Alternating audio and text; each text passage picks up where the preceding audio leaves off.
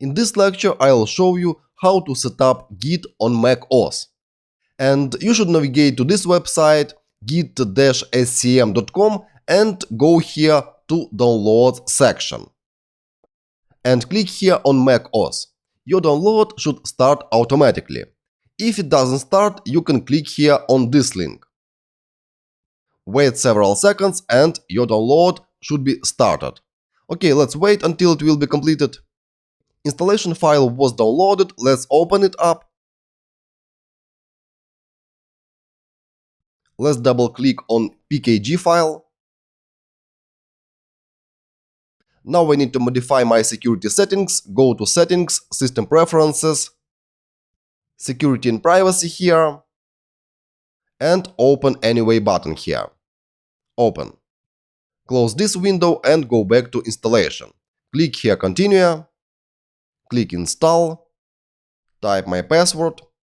Install software. And installation was successful. Let's close this window. Move to Trash Installer. And now I can open terminal and verify whether Git was installed or not. I can open up terminal here, type terminal, enter, and I can verify whether Git was installed or not by entering command git version. And I got result git version 2.22.0, and it means that Git was installed correctly. What this version actually means? 2 here means that it is a major version number 2, then after dot comes minor version 22, and after second dot comes patch version, it is 0.